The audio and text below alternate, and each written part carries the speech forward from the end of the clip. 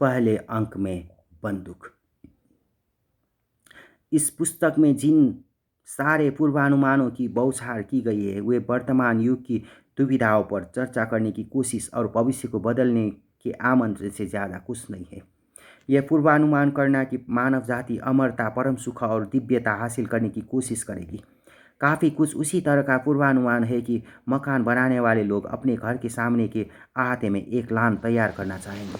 यह काफ़ी संभावित प्रतीत होता है, लेकिन जैसे ही आप इस बात को मुखर ढंग से कहते हैं वैसे ही आप विकल्पों के बारे में सोचना शुरू कर सकते हैं। अमरता और दिव्यता के सपनों से लोग अचंभित इसलिए नहीं है कि ये बहुत ज़्यादा विजातीय और असंभाव्य प्रतीत होते हैं, बल्कि इसलिए कि आमतौर से इस कदर दो टूक ढंग से बात नहीं की जाती। लेकिन जब वे इसके बारे में सोचना शुरू करते हैं तो ज़्यादातर लोगों को समझ में आ जाता है कि इस बात में बहुत दम है।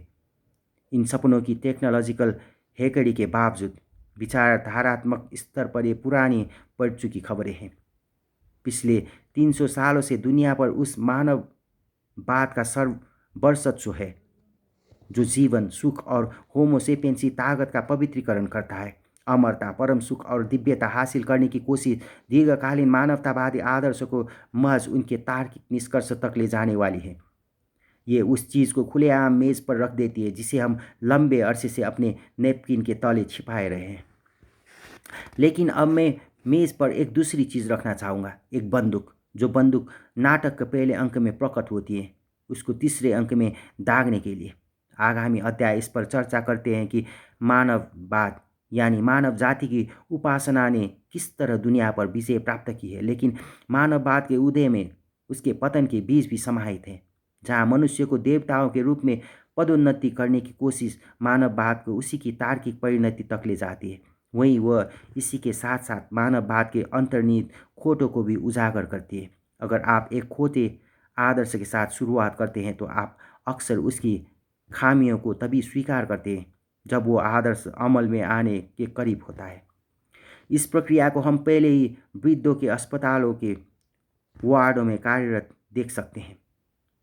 मनुष्य के जीवन की पवित्रता में एक अचल मानववादी विश्वास के चलते हम लोगों को तब तक जिंदा रखता है जब तक कि वे इतनी दर्दनाक हालत में नहीं पहुंच जाते कि हम पूछने को विवश हो जाते हैं कि यहाँ इतना पवित्र आखिर क्या है।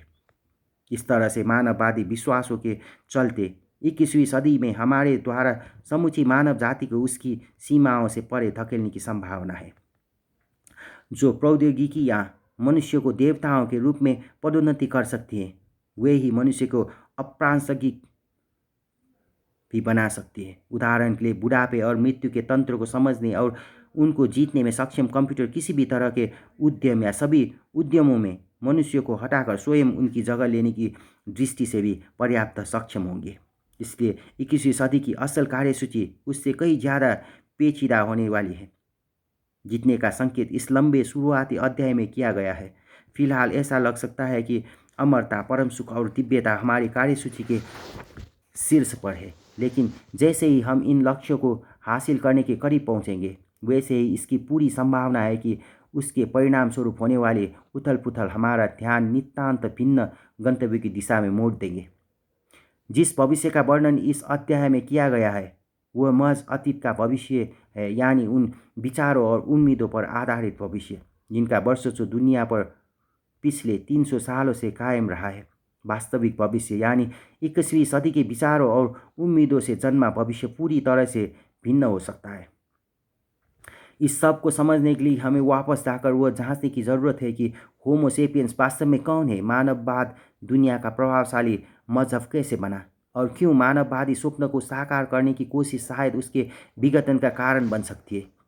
यह इस पुस्तक की बुनियादी योजना है, इस बात को समझने की कोशिश में कि वह क्या चीज़ है जो हमारी प्रजाति को इतना विशिष्ट बनाती है। पुस्तक का पहला भाग होमोसेपियंस और दूसरे पशुओं के बीच के रिश्तों की पड़ताल करता है। कुछ पाठक यह सोच सकते हैं कि भविष्य के बारे में लिखी गई एक पुस्तक में पशुओं पर इतना ध्यान क्यों दिया जा रहा है। मेरी दृष्टि में मानव जाति की प्रकृति और भविष्य के बारे में आप तब तक कोई गंभीर चर्चा नहीं कर सकते जब तक कि आप इस चर्चा की शुरुआत हमारे साथी पशुओं के साथ नहीं करते। होमोसेपियंस ने इस तथ्य को भुलाने की भरसक कोशिश की है, लेकिन वह एक पशु है। एक ऐसे वक्त में जब हम खुद को देवताओं में बदलने की कोशिश कर रहे हैं, हमारा अपने उद्गमों को याद करना दोहरा महत्व रखता है। हमारे दैवीय भविष्य की कोई भी पड़ताल हमारे स्वयं के पशुपरक अतीत या अन्य पशुओं के साथ हमारे रिश्तों की उपेक्षा नहीं कर सकती, क्योंकि मनुष्य और पशुओं के बीच का रिश्ता अति मानवों और मानवों के बीच के भावी रिश्तों के लिए हमारे पास सबसे अच्छा मॉडल है। आप जानना चाहते हैं कि अति बुद्धिमान साइबोग हाड़ मांस के बने साधारण मनुष्य के साथ किस तरह का बर्ताव कर सकते हैं? तब बेहतर होगा कि इसकी शुरुआत आप इस बात की पड़ताल के साथ करें कि मनुष्य अपने कम अक्लमंद पशु चचेरे भाई बहनों के साथ किस तरह का बर्ताव करते हैं। बेशक यह एकदम सटीक उपमा नहीं है, लेकिन ऐसी सर्वश्रेष्ठ कसौटी है जिसकी महज कल्पना करने की बजाय जिसको हम वास्तव में अपना सकते हैं। इस पहले भाग के निष्कर्ष के आधार पर पुस्तक का दूसरा भाग उस अद्भुत दुनिया का परीक्षण करता है जिसे होमो सेपियंस ने पिछली सहस्त्रवादियों में रचा है, और उस रास्ते का परीक्षण करता है जो हमें हमारे वर्तमान चौराहे तक लेकर आया है। होमो सेपियंस उस मानववादी धर्ममत पर किस तरह विश्वास करने लगा जिसके मुताबिक यह ब्रह्मांड मानव जाति के इर्द गिर्द चक्कर लगाता है और मनुष्य समस्त अर्थ और प्रभुत्व का स्रोत है। इस धर्ममत के आर्थिक, सामाजिक और राजनैतिक निहितार्थ क्या है? किस तरह यह हमारे रोजमर्रा के जीवन, हमारी कला और हमारी सर्वाधिक गुप्त आकांक्षाओं को शक्ल देता है? पुस्तक का तीसरा और अंतिम भाग 21वीं सदी के आरंभिक दौर पर वापस आता है। मानव जाति और मानववादी धर्ममत की अधिक गहरी समझ पर आधारित यह भाग हमारी मौजूदा हालत और हमारे संभावित भविष्य का वर्णन करता है। मानववाद के क्रियान्वयन की कोशिश क्यों उसके पतन का कारण बन सकती है? अमरता, परम सुख और दिव्यता की खोज क्यों मानववाद में हमारी आस्था की बुनियादों को हिला सकती है? वे कौन से संकेत हैं जो इस उथल पुथल की भविष्यवाणी करते हैं, और किस तरह ये हमारे रोजाना के निर्णयों में प्रतिबिंबित होते हैं? और अगर मानववाद वाकई खतरे में है तो यह क्या चीज़ है जो इसकी जगह ले सकती है? पुस्तक ये इस भाग में नीरा चिंतन या व्यर्थ का भविष्य कथन नहीं है। इसकी बजाय यह आने वाली परिस्थितियों के सुरागों की टूहो लेने की कोशिश में हमारे स्मार्टफोनों, हमारे मुलाकातों, संबंधी दस्तूरों और हमारे रोजगार बाजार का परीक्षण करता है।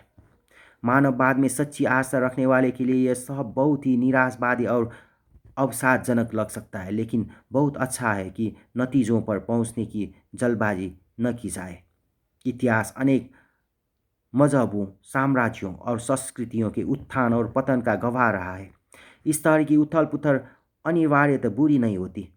मानववाद दुनिया पर 300 सालों से अपना प्रभुत्व कायम रखता आया है, जो कि कोई बहुत लंबा समय नहीं है। फेरो से मिस्र पर 3000 सालों तक शासन किया था, और पोप का यूरोप पर 1000 वर्ष तक प्रभुत्व कायम रहा।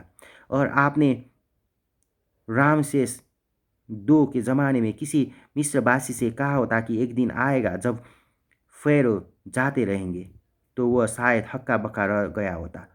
बिना फेरो के हम कैसे रह सकते हैं? कौन होगा जो व्यवस्था, शांति और न्याय की गारंटी दे सकेगा? अगर आपने मध्य युग के लोगों से कहा होता कि कुछ ही सदियों के भीतर देवता नहीं रहेगा, तो वे दहशत से सिर उठे होते। हम देवता के बिना कैसे रह सकते हैं? कौन है जो हमारे जीवन को अर्थ देगा और अराजकता से हमारी रक्षा करेगा? वापस मुड़कर देखने पर बहुत से लोग ऐसा सोचते हैं कि फेरो का पतन और देवता की मृत्यु दोनों ही सकारात्मक घटनाएं थी। हो सकता है मानववाद का ध्वस्त होना भी हितकारी हो। लोग आमतौर से परिवर्तन से घबराते हैं क्योंकि वे अज्ञात परिणाम से डरते हैं, लेकिन इतिहास का एकमात्र स्थायी नियम यह है कि हर चीज़ में परिवर्तन आता है।